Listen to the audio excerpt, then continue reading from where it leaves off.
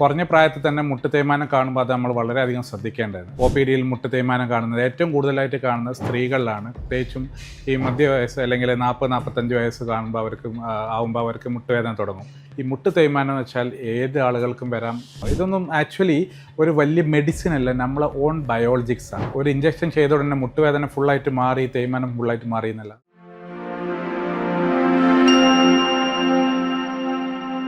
ഇപ്പോൾ മിനിയാന്ന് OP-യിൽ ഒരു മുട്ടുവേദനയായിട്ട് ഒരാൾ ചെറുപ്പക്കാരൻ വന്നു.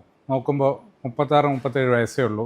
പക്ഷേ കുറച്ച് വണ്ണം കൂടുതലാണ്, തടി കൂടുതലാണ്, നടക്കുമ്പോൾ എല്ലാം വേദന, ഒരസുമ പോലെ തോന്നുക, വീണിട്ടില്ല അല്ലെങ്കിൽ പരിക്ക് പറ്റിയിട്ടില്ല.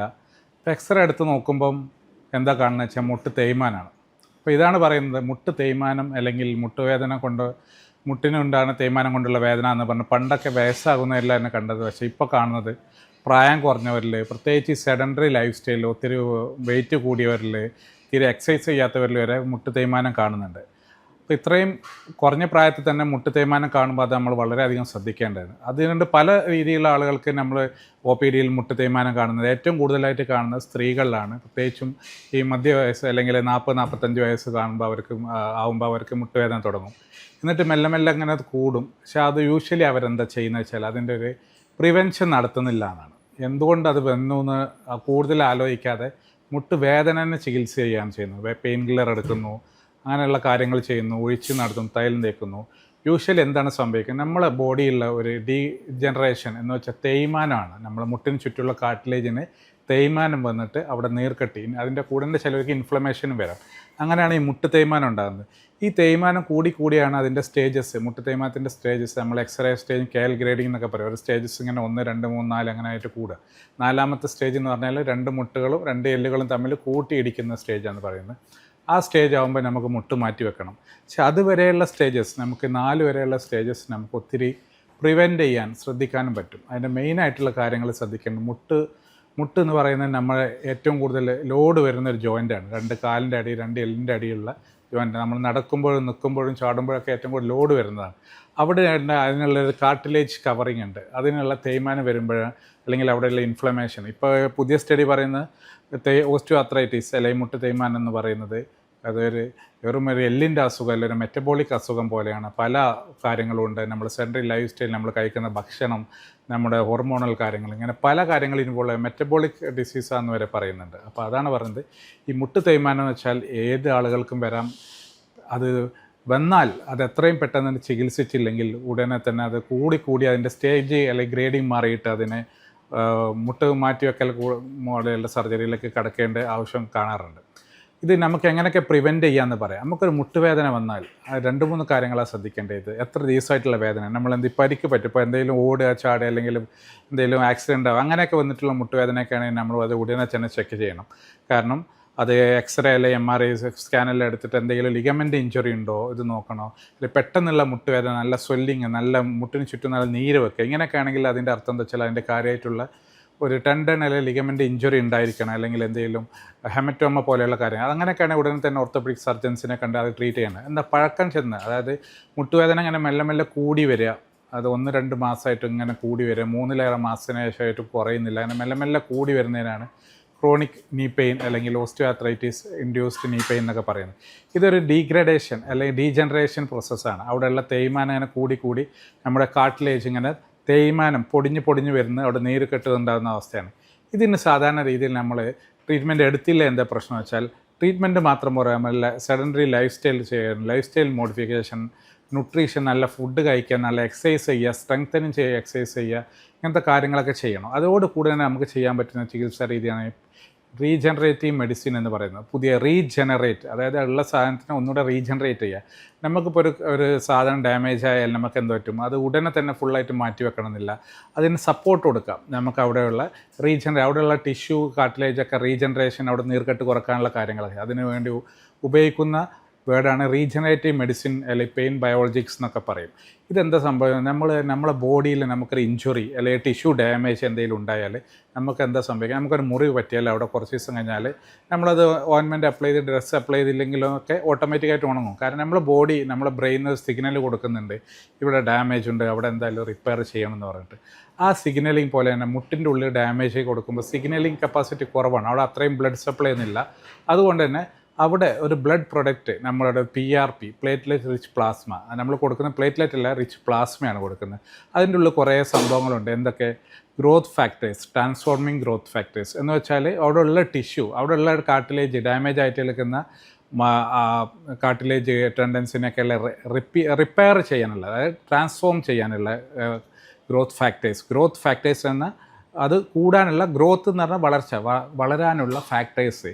അതേപോലെ ഇൻഫ്ലമേഷൻ കുറയ്ക്കാനാണ് സൈറ്റോകൈൻസിൻ്റെ എല്ലാം കുറക്കുന്ന ആൻറ്റി ഇൻഫ്ലമേറ്ററി ഫാക്ടേഴ്സ്, അതേപോലെ ഇൻസുലിൻ ലൈക്ക് ഗ്രോത്ത് ഫാക്ടേഴ്സ്, അതേപോലെ തന്നെ വാസ്കുലർ എൻഡോട്ടീർ, അവിടെയുള്ള രക്തോട്ടം കൂടാനും നീര് വലിയാനൊക്കെ ഉപയോഗിക്കും വാസ്കുലർ എൻഡോട്ടീൻ ഗ്രോത്ത് ഫാക്ടേഴ്സ്. ഇങ്ങനത്തെ ഒത്തിരി ഗ്രോത്ത് ഫാക്ടേഴ്സ്, അതായത് ബ്രെയിൻ അവിടെ ഒരു സിഗ്നലിംഗ് കൊടുക്കുകയാണ്, ഇവിടെ ഡാമേജ് ഉണ്ട്, അതായത് നമുക്കൊരു മുറി പറ്റിയാൽ ഉണങ്ങുന്ന പോലെ തന്നെ അതേപോലെ സിറ്റുവേഷൻ നമ്മൾ ഈ മുട്ടിൻ്റെ ഉള്ളിൽ ഉണ്ടാക്കുകയാണ്. ഇതിനാണ് നമ്മൾ PRP, പ്ലേറ്റ്ലെറ്റ് അല്ലെങ്കിൽ BMAC എന്ന് പറയും, ബോൺ മാരോ ആസ്പിറേറ്റ് കോൺസെൻട്രേറ്റ് എന്ന് പറയും. ഇതൊന്നും ആക്ച്വലി ഒരു വലിയ മെഡിസിൻ അല്ല, നമ്മളെ ഓൺ ബയോളജിക്സ് ആണ്. നമ്മുടെ ശരീരത്തിന് നമ്മളെ ബ്ലഡിൽ നിന്ന് അല്ലെങ്കിൽ ബോൺ മാരോ നിന്ന് എടുക്കുന്ന ഈ ദ്രാവകങ്ങൾ വഴി അത് നമ്മൾ എവിടെയാണ് ഇഞ്ചെക്റ്റ് ചെയ്യുന്നത്, അവിടെ ഇഞ്ചെക്റ്റ് ചെയ്യുമ്പോഴാണ് പെയിൻ ബയോളജി എന്ന ഈ സിസ്റ്റം തന്നെ ആക്ടിവേറ്റ് ആകുന്നത്. ആക്ച്വലി ഇതെന്താ സംഭവിക്കുന്നത് വെച്ചാൽ, ഒരു തേയ്മാനുള്ള മുട്ടിൽ നമ്മളൊരു BMAC അല്ലെങ്കിൽ നമ്മൾ ബോൺ മാരോ നിന്ന് എടുക്കുന്ന കോൺസെൻട്രേറ്റ് അല്ലെങ്കിൽ നമ്മുടെ പ്ലേറ്റ്ലെറ്റ്, നമ്മളെ ബ്ലഡിൽ നിന്ന് എടുക്കുന്ന പ്ലേറ്റ്ലെറ്റ് റിച്ച് പ്ലാസ്മ കൊടുക്കുമ്പോൾ അവിടെ അത് സ്ലോലി റിപ്പയർ ചെയ്യുകയാണ്. ഇത് പെട്ടെന്ന് ഒരു ഇഞ്ചക്ഷൻ, നമ്മൾ സാധാരണ പെയിൻ കില്ലർ ഇഞ്ചക്ഷൻ കൊടുക്കുന്ന ഒരു ഒറ്റയടിക്കുന്ന ഒരു ആദ്യത്തെ 1-2 ആഴ്ച ചെറിയൊരു വീക്ക് ഉണ്ടാവും, പിന്നെ ഒരു 1-2 മാസം ആകുമ്പോൾ മെല്ലെ മെല്ലെ അങ്ങനെ അത് തുടങ്ങുള്ളൂ. അപ്പോൾ 1-2 മാസം ആകുമ്പോൾ അതിൻ്റെ ഹീലിംഗ് പവർ തുടങ്ങുള്ളൂ. പിന്നെ അതൊരു 6 മാസം മുതൽ ഒരു വർഷം വരെ എടുക്കും അതിങ്ങനെ മെല്ലെ മെല്ലെ റിപ്പയർ ചെയ്യാൻ. ആ കാർട്ടിലേജ് അവിടെ റിപ്പയർ ചെയ്യാനും തേയ്മാനം കുറക്കാനൊക്കെ അത് സഹായിക്കും. യൂഷ്വലി അത് 1-2 പ്രാവശ്യം ചെയ്യേണ്ടി വരും. പക്ഷെ പല ആളുകളും പറയും PRP ചെയ്തു, ഒരു പ്രാവശ്യം ചെയ്തു, അവിടെ പോയി ചെയ്തു, ഇവിടെ ചെയ്തു, കുറവില്ല. പക്ഷെ അവിടെ പ്രശ്നം എന്താ വെച്ചാൽ നമ്മളതിൻ്റെ സ്റ്റേജ്, നമ്മൾ അസുഖത്തിൻ്റെ സ്റ്റേജ് മനസ്സിലാക്കണം. അതേപോലെ തന്നെ PRPൻ്റെ ക്വാളിറ്റി, എല്ലാ PRP ഒരേപോലെയല്ല. PRP പ്രിപ്പയർ ചെയ്യാൻ ഒരുപാട് പ്രോട്ടോക്കോളുണ്ട്, ഒരുപാടുണ്ട്. ഏത് മെഷീനിലാണ് പ്രിപ്പയർ ചെയ്യുന്നത്, ആരാണ് പ്രിപ്പയർ ചെയ്യുന്നത്, എങ്ങനെയാണ് ഇത് അവർ ആസ്പിറേറ്റ് ചെയ്യുന്നത്, എങ്ങനെയാണ് അത് ഇഞ്ചെക്റ്റ് ചെയ്യുന്നത്, അതിൻ്റെ കൂടെ എന്തൊക്കെ പ്രിക്കോഷൻസ്, എന്തൊക്കെ അവർ ശ്രദ്ധിച്ചിട്ടുണ്ട് അത് പ്രിപ്പയർ ചെയ്തപ്പം, അതിൻ്റെ കൂടെയൊക്കെ എന്തൊക്കെ മെഡിസിൻ നിർത്തിയിട്ടുണ്ട്, എന്തൊക്കെ മെഡിസിൻ കൊടുക്കേണ്ടത്, ഇതൊക്കെ അറിഞ്ഞുകൊണ്ട് കൊടുക്കുന്ന. അതുപോലെ അതിൽ ക്വാളിഫൈഡ് ആയിട്ടുള്ള റീജനറേറ്റീവ് മെഡിസിനിൽ ക്വാളിഫൈഡ് അല്ലെങ്കിൽ ഫെലോഷിപ്പ് ഉള്ള അങ്ങനെ ആരെങ്കിലൊക്കെ ചെയ്താൽ ഇത് നല്ല എഫക്റ്റീവ് ആവുള്ളൂ. പിന്നെ നമ്മൾ അസുഖത്തിൻ്റെ സ്റ്റേജ്, നല്ലൊരു സർജറി ചെയ്യേണ്ട സ്റ്റേജ്, അതെന്ന് വെച്ചാൽ ഗ്രേഡ് 4 അല്ലെങ്കിൽ അങ്ങനത്തെ സ്റ്റേജിലൊന്നും നമ്മൾ പോയിട്ട് PRP ചെയ്താലൊന്നും കുറവുണ്ടാവില്ല. കാരണം അവിടെ അത്രയും ഡീജനറേഷൻ സംഭവിച്ചു. ഈ റീജനറേഷൻ എന്ന് പറഞ്ഞാൽ ഒരു ഫുള്ളായിട്ട് ഡാമേജ് ആയ ടിഷ്യൂനെ ഒന്നായിട്ട് റിപ്പയർ ചെയ്യില്ല, മറിച്ച് ഒരു പകുതി ചെറുതായിട്ട് ഡാമേജ് ആയി കിടക്കുന്ന സംഭവത്തിന് ഫുള്ളായിട്ട് റിപ്പയർ, നമ്മളെ ബോഡി അല്ലെങ്കിൽ നമ്മളെ ബോഡിയിലെ റിപ്പയറിങ് സിഗ്നലിനെ സപ്പോർട്ട് ചെയ്യാണ് ചെയ്യുന്നത്. അതാണ് ഈ റീജനറേറ്റീവ് മെഡിസിൻ്റെ പ്രത്യേകത. ഇത് ഹീൽ ചെയ്യാണത്. അതൊരു ഡാമേജ് ആയിരിക്കുന്ന നമ്മുടെ ടിഷ്യൂവിനെ ഹീൽ ചെയ്യുന്നത് സഹായിക്കുന്നതാണ് റീജനറേറ്റീവ് മെഡിസിൻ, PRP BMAC എന്നൊക്കെ പറയും. ഒന്നുകൂടെ പറയാം, ഈ PRP BMAC അല്ലെങ്കിൽ ബോൺ മാരോ കോൺസെൻട്രേറ്റ് എന്നൊക്കെ പറയുന്നത് നമ്മൾ ഏറ്റവും കൂടുതൽ മുട്ടുവേദനയിൽ ഇപ്പോൾ നമ്മൾ പെയിൻ ബയോളജി അല്ലെങ്കിൽ പെയിൻ മെഡിസിനിൽ ഉപയോഗിക്കുന്ന കാര്യമാണ്.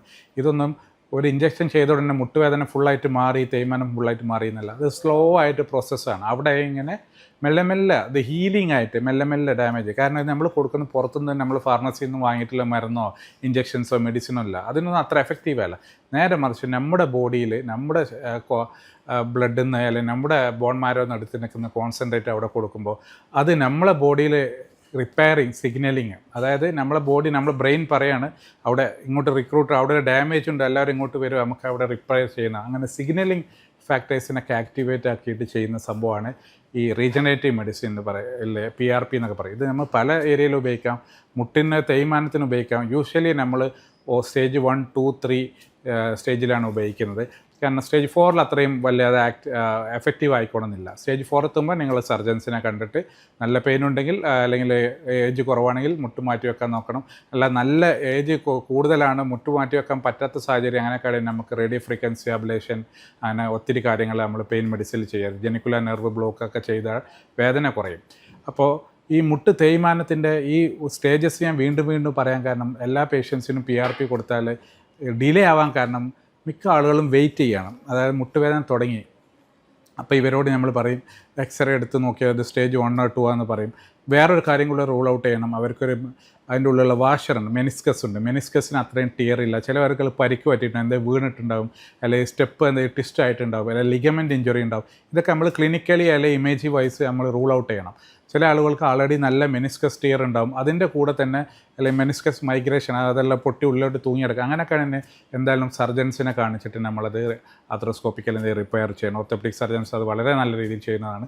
അതേപോലെ തന്നെ എന്തെങ്കിലും ACL ലിഗമെൻറ്റ് ഫുള്ളായിട്ട് പൊട്ടിയിട്ടുണ്ട്, അല്ലെങ്കിൽ എന്തെങ്കിലും ലീഗമെൻറ്റ് ഇഞ്ചറി ഫുള്ളായിട്ടുണ്ടെങ്കിലെല്ലാം സർജൻസിനെ കാണിച്ചാൽ അത് വളരെ രീതിയിൽ നല്ല റിപ്പയർ. നല്ല മറിച്ച് കുറച്ച് കീറിയിട്ടുണ്ട്, ചെറിയ ഡാമേജ് ഉള്ളൂ, അതേപോലെ അതിൻ്റെ കൂടെ തേയ്മാനം, ഇങ്ങനത്തെ ആളുകൾക്കാണ് നമ്മൾക്ക് ഈ PRP അല്ലെങ്കിൽ BMAC നല്ലതായിട്ട് എഫക്റ്റീവ് ആകുന്നത്. കാരണം എന്താ വെച്ചാൽ ഇവർ ഈ എത്ര ആളുകൾ ഈ ഡിലേ ആകാൻ കാരണം എന്താ വെച്ചാൽ ഇവർ കുറേ വെയിറ്റ് ചെയ്യണം. അതായത് എക്സ്റേ എടുത്തിട്ടുണ്ടാവും, തേയ്മാനം എന്ന് അറിയാം, എന്നാലും അതിൻ്റെ ശേഷം നമ്മളിങ്ങനെ ഓക്കെ കുറയുമെന്ന് വിചാരിച്ചിട്ട് വെയിറ്റ് ചെയ്ത് അതിൻ്റെ സ്റ്റേജ് 1ാമത്തെ സ്റ്റേജ് 4ാമത്തെ സ്റ്റേജ് ആക്കുകയാണ് ചെയ്യുന്നത്. വെയിറ്റ് ചെയ്ത് കാലങ്ങളോളം വർഷങ്ങളോളം വെയിറ്റ് ചെയ്ത്. അപ്പോൾ അതിന് നമ്മൾ ചെയ്യേണ്ടത് ഈ ബയോളജിക്സ് അല്ലെങ്കിൽ പെയിൻ ബയോളജിക്സ് അല്ലെങ്കിൽ റീജനറേറ്റീവ് മെഡിസിൻ ബയോളജിക്സ് എന്ന് പറഞ്ഞാൽ ഇത് നമ്മളൊരു പേടിക്കേണ്ട ഒരു ഇഞ്ചക്ഷനൊന്നുമല്ല. കാരണം ഇത് നമ്മുടെ ബോഡിയിൽ നിന്ന്, നിങ്ങളുടെ ബ്ലഡിൽ നിന്ന്, നിങ്ങളുടെ ബോൺ മാരോ നിന്ന് എടുത്ത് കൊടുക്കുന്ന കോൺസെൻട്രേറ്റ് ആണ്. അല്ല പുറത്തുനിന്ന് വരുന്ന ഒരു ഇഞ്ചക്ഷനെ പോലുള്ള ഒരു മെഡിസിനെ പോലുള്ള സൈഡ് എഫക്റ്റോ കാര്യങ്ങളോ ഒന്നും വരില്ല. പക്ഷെ പ്രിപ്പയർ ചെയ്യുന്ന നല്ല സ്റ്റെറൈൽ നല്ല സെൻറ്ററിന് തന്നെ പ്രിപ്പയർ ചെയ്ത് ഇഞ്ചെക്ട് ചെയ്താൽ അത് സ്റ്റെറൈലായിട്ട് നമുക്ക് കൊടുക്കാൻ പറ്റും. അല്ലെങ്കിൽ അത് ഇൻഫെക്ഷനും കാര്യങ്ങളൊക്കെ വരാൻ ചാൻസ് ഉണ്ട്. അതാണ് പ്രിപ്പറേഷൻ, ക്വാളിറ്റി, ക്വാണ്ടിറ്റി എല്ലാം മാറ്റേഴ്സാണ്. കാരണം എല്ലാവരും പറയും ഇവിടുന്ന് എടുത്തു, അവിടെ PRP ഇത്ര കോസ്റ്റേ ഉള്ളൂ, ഇവിടെ PRP ഭയങ്കര കോസ്റ്റ്, അവിടെ കോസ്റ്റ്, ഇങ്ങനെയൊക്കെ പല കണ്ടീഷൻസ് പറയും. അവിടുന്ന് കുറച്ചേ തന്നുള്ളൂ, ഇവിടുന്ന് കുറച്ച് തന്നു, ഒരു വട്ടം തന്നുള്ളൂ. ഇതൊക്കെ എന്ന് വെച്ചാൽ ഇതിനൊക്കെ അതിനെക്കുറിച്ച് അറിയാത്ത ആളുകളാണ് ഇത് ചെയ്യുന്നതുകൊണ്ടാണ് ഇത്രയും കൺഫ്യൂഷൻസ് വരുന്നത്. യൂഷ്വലി PRPക്ക് ഓരോ പ്രോട്ടോക്കോൾ ഉണ്ട്, അത് സെൻട്രിഫ്യൂജ് ചെയ്യുന്ന മെഷീൻ ഓരോ സെറ്റിങ്സ് ഉണ്ട്, അങ്ങനെ പല പ്രോട്ടോക്കോൾ പല സെറ്റിങ്സ് തന്നെ. നമ്മൾ ക്വാളിറ്റി PRP, നമ്മളൊരു മെഡിസിൻ തന്നെ പല ക്വാളിറ്റിയിലുള്ള പോലെ തന്നെ ക്വാളിറ്റി PRP കൊടുക്കുമ്പോൾ മാത്രമേ ഇത് എഫക്റ്റീവ് ആവുള്ളൂ. PRP അല്ലെങ്കിൽ BMAC ഇതെല്ലാം ഒരു വൺ ടൈം വണ്ടർ, ഉടനെ മാറ്റുന്നില്ല. നമ്മളെ ബോഡിയുള്ള സിഗ്നലിങ് കൂട്ടിയിട്ട് ഹീലിംഗ് പവർ, നമ്മുടെ സ്വന്തം ബയോളജി, നമ്മുടെ സ്വന്തം ശരീരത്തിലെ ധാതുക്കൾ വെച്ചിട്ട് റിപ്പയർ ചെയ്യുന്നതുകൊണ്ട് തന്നെ അതിന് സൈഡ് എഫക്റ്റ് കുറവായിരിക്കും. അതിൻ്റെ ഉള്ള എഫക്റ്റ് നല്ല കുറേ കാലം എഫക്റ്റീവ് കിട്ടും. അതുകൊണ്ട് തന്നെ പെയിൻ കില്ലേഴ്സിൻ്റെയും ആവശ്യമില്ലാത്ത മരുന്നിൻ്റെ എല്ലാം എഫക്റ്റീവ്നെസ് കുറയ്ക്കാൻ പറ്റും. അതേ കൂടെ തന്നെ നമ്മൾ ലൈഫ് സ്റ്റൈൽ മെഡിസിൻ ഇൻ്റർവെൻഷൻ പോലെ, അതായത് നല്ല ന്യൂട്രീഷൻ കഴിക്കുക, വെയിറ്റ് കുറയ്ക്കുക, മോഡറേറ്റ് എക്സസൈസ് ചെയ്യുക, നല്ല സ്ലീപ്പ് ചെയ്യുക, ഇങ്ങനെ റെഗുലറായിട്ട് ഇത് ഒരു ഓട്ടോമാറ്റിസിറ്റി എന്ന് പറയും. നമ്മുടെ ബോഡിയുടെ ഓട്ടോമാറ്റിസിറ്റി. നമ്മളൊരു യങ്ങായിരുന്നപ്പോൾ, ഒരു കുട്ടിയായിരുന്നപ്പോൾ ഉള്ള നമ്മളെ ഓട്ടോമാറ്റിക് എല്ലാം ബോഡി തന്നെ ചെയ്യുന്നത്. നമ്മളെ എല്ലിന് ഗ്രോത്ത് ഉണ്ടാക്കുന്നത്, നമ്മളെ മസിൽ വലുതാക്കുന്നത്, നമ്മുടെ ശരീരം എല്ലാം നമ്മളെ ബ്രെയിൻ ആൻഡ് സിഗ്നൽ എൻഡോക്രൈൻ ഹോർമോൺസാണ് ചെയ്യുന്നത്. അതേപോലെയുള്ള ഒരു ഓട്ടോമാറ്റിസിറ്റി റീബിൽഡ് ചെയ്യുക എന്നുള്ളതാണ് ഈ പെയിൻ ബയോളജിക്സ് അല്ലെങ്കിൽ റീജനറേറ്റീവ് മെഡിസിനിലൂടെ ഉദ്ദേശിക്കുന്നത്. എന്ന് വെച്ചാൽ നമ്മളെ ബോഡിയിൽ എവിടെ ഡാമേജ് ആയാലും, ഏറ്റവും കൂടുതൽ ഞാനിത് പറയാൻ കാരണം മുട്ടുവേദനയിൽ ഇത് ഭയങ്കര എഫക്റ്റീവാണ്. അതിൻ്റെ ആദ്യത്തെ സ്റ്റേജുകൾ എഫക്റ്റീവാണ്. അത് എപ്പോഴും റിപ്പീറ്റ് ചെയ്യാം. അപ്പോൾ ചില ആളുകൾക്ക് 1-2 വർഷം കഴിഞ്ഞാൽ വീണ്ടും വേദന വരും, സ്റ്റേജ് കൂടിയിട്ടില്ല, നമുക്ക് വീണ്ടും കൊടുക്കാം. ഇതൊരു ഡേ കെയർ പ്രൊസീജിയറാണ്. വരിക, ഇഞ്ചക്ഷൻ കൊടുക്കുക, പോവുക എന്നുള്ളൂ. അല്ലാതെ അതിന് കൂടുതൽ ദിവസം റെസ്റ്റ് കാര്യങ്ങളൊന്നും വേണ്ട. അത് പ്രോട്ടോക്കോൾ അനുസരിച്ചുള്ള എക്സസൈസുകളും കാര്യങ്ങളൊക്കെ ചെയ്താൽ വളരെ എഫക്റ്റീവായിട്ടുള്ള സാധനമാണ് ഈ റീജനറേറ്റീവ് മെഡിസിൻ. ഈ മുട്ട് തേയ്മാനം അല്ലെങ്കിൽ ഈ പാർഷ്യൽ ലിഗമെൻ്റ് മെനിസ്കട്ട് ഏരിയയിലെല്ലാം കൊടുക്കുന്ന BMAC, സ്റ്റെം സെൽസ്, ഇങ്ങനത്തെ കാര്യങ്ങൾ, ഇത് നമ്മൾ കേൾക്കുമ്പോൾ ഭയങ്കര ഒരു അഡ്വാൻസ്ഡ് ആയിട്ടുള്ള അല്ലെങ്കിൽ ഭയങ്കര ഒരു സംഭവം എന്നൊക്കെ വിചാരിക്കും. പക്ഷെ അത്രയൊന്നുമില്ല. ഇതൊക്കെ നമ്മളെ ശരീരത്തിൽ, നമ്മളെ ബ്ലഡിൽ, നമ്മളെ ലിഗമെൻറ്റിനുള്ള റുട്ടീനായിട്ട് നടക്കുന്ന ഗ്രോത്ത് ഫാക്ടേഴ്സ്, വളരാൻ സഹായിക്കുന്ന സംഭവങ്ങൾ, റിപ്പയർ ചെയ്യാൻ സഹായിക്കുന്ന മുറിവുകൾ ഉണങ്ങാൻ സഹായിക്കുന്ന കെമിക്കൽസ്, ഇതൊക്കെ നമ്മളെ ബോഡിയിലുള്ള കെമിക്കൽസ് വെച്ച് റിപ്പയർ ചെയ്യുന്നതുകൊണ്ട് പറയുന്ന പേരാണ് റീജനറേറ്റീവ് മെഡിസിൻ എന്ന് പറയുന്നത്. അപ്പോൾ റീജനറേറ്റീവ് മെഡിസിനിൽ പെയിൻ ബയോളജിക്സ് എന്ന് പറഞ്ഞാൽ ഒരു പുതിയൊരു സംഭവമാണ്. പുതിയ സംഭവമല്ല, കുറച്ച് പഴക്കമുണ്ട്. പക്ഷേ പുതിയതായിട്ട് ഞങ്ങൾ കൂടുതലായിട്ട് അതിനെക്കുറിച്ച് പറയാൻ കാരണം ആളുകൾക്കൊന്നും അറിയില്ല. ആളുകൾ കുറേ കാലം മെഡിസിൻ കഴിക്കുന്നു. അതിന് പകരം നമ്മളെ ബോഡിയിലുള്ള കെമിക്കൽസ്, ദ്രാവകങ്ങൾ വെച്ച് റിപ്പയർ ചെയ്യുമ്പോൾ തന്നെ അതിനൊരു ഒതൻസിറ്റി ഉണ്ട്, അതിനൊരു സേഫ്റ്റി മാറ്റേഴ്സ് ഉണ്ട്. അതോട് കൂടെ പ്രോട്ടോക്കോൾ അനുസരിച്ച് അത് എവിടെ നിന്നാണ് ചെയ്യുന്നത്, എത്ര ക്വാളിറ്റി ഉണ്ട്, എങ്ങനെയാണ്, ആരാണ് പ്രിപ്പയർ ചെയ്തത്, എങ്ങനെ പ്രിപ്പയർ ചെയ്യുന്നത്, ഇതെല്ലാം തന്നെ മാറ്റേഴ്സാണ്. എന്നാൽ അതിനൊരു സേഫ് ആൻഡ് ക്വാളിറ്റി വൈസ് നമുക്ക് PRP റീജനറേറ്റീവ് മെഡിസിൻ പ്രിപ്പയർ ചെയ്യാൻ പറ്റുള്ളൂ. ഇത്രയും കാര്യമാണ് നമ്മുടെ മുട്ട് തേയ്മാനം. ഞാൻ ക്ലിപ്പിൻ്റെ ഫസ്റ്റ് പറഞ്ഞ പോലെ എല്ലാ വേദനകളും മുട്ട് തേയ്മാനം അല്ല, ലിഗമെൻ്റ് ഇഞ്ചുറി ഇല്ല, അല്ലെങ്കിൽ മെനിസ്കസ് ടിയർ ഇല്ല, ഇൻഫെക്ഷൻ ഇല്ല. ഇതെല്ലാം ഉറപ്പ് വരുത്തിയിട്ട് മാത്രമേ നമ്മൾ ബ്ലഡ് ടെസ്റ്റ് എല്ലാം നോക്കിയിട്ട് എക്സ്റേ അല്ലെങ്കിൽ ഇമേജിംഗ് എല്ലാം നോക്കിയിട്ട് മാത്രമേ നമ്മൾ PRP ചെയ്യാറുള്ളൂ. സേഫ് ആയിട്ടുള്ള എൻവയോൺമെൻറ്റ് ചെയ്താൽ വളരെ എഫക്റ്റീവാണ്. ഈ റീജനറേറ്റീവ് മെഡിസിൻ, അതായത് റീജനറേറ്റ് ചെയ്യുന്ന മെഡിസിൻ, അല്ലെങ്കിൽ pain biologics, pain modulating biologics, അല്ലെങ്കിൽ നമ്മുടെ ഈ ബയോളജിക്സ്, ഓൺ ബയോളജിക്കൽ മെഡിസിൻസ് എന്നൊക്കെ പറയും. നമ്മുടെ ബോഡിയിലുള്ള കെമിക്കൽസ് എടുത്തിട്ട് നമ്മളെ ബോഡിയിൽ തന്നെ യൂസ് ചെയ്യുന്ന ഈ ടിപ്പിക്കലായിട്ടുള്ള ഒരു ഓട്ടോമാറ്റിക് പവർ ഓഫ് അവർ ബോഡി യൂസ് ചെയ്യും. ഇതെല്ലാവർക്കും എഫക്റ്റീവാണ്. എൽഡേർലി, നല്ല പ്രായമുള്ളവർക്കും അല്ലെങ്കിൽ പല രോഗങ്ങൾ, ഷുഗർ, മറ്റുള്ളവർക്കുള്ള അതിൻ്റെ എഫക്റ്റീവ്നെസ് കുറഞ്ഞു വരും. കാരണം അവരെ ക്വാളിറ്റി ഓഫ് ബ്ലഡ് പ്രോഡക്ട്സ് എല്ലാം കുറവായിരിക്കും. ബാക്കിയുള്ള മിക്ക ആളുകൾക്ക് ഇതെല്ലാം നല്ല എഫക്റ്റീവാണ്. നിങ്ങൾക്കെല്ലാം തേയ്മാനം അങ്ങനെ ഉണ്ടെങ്കിൽ ആദ്യ സ്റ്റേജിൽ തന്നെ അത് ചെയ്താൽ വളരെ എഫക്റ്റീവായിട്ട് നമ്മുടെ ഈ ഡീഗ്രേഡേഷൻ, അവിടെ തേയ്മാനം കുറഞ്ഞിട്ട് നമുക്കത് നീട്ടിക്കൊണ്ടു പോകാൻ പറ്റും. മറ്റത് സ്റ്റേജ് 1, 4 എത്തിയാൽ പിന്നെ നമുക്ക് അതിനുള്ള ചാൻസുകളൊക്കെ വളരെ കുറവാണ്. ഇത്രയും കാര്യമാണ് നമ്മുടെ PRP അല്ലെങ്കിൽ റീജനറേറ്റീവ് മെഡിസിൻ അല്ലെങ്കിൽ BMAC ഈ മുട്ടുവേദനയിൽ നമ്മൾ അപ്ലൈ ചെയ്യുന്നതിനെ കുറിച്ച് പറയാനുള്ളത്. Thank you.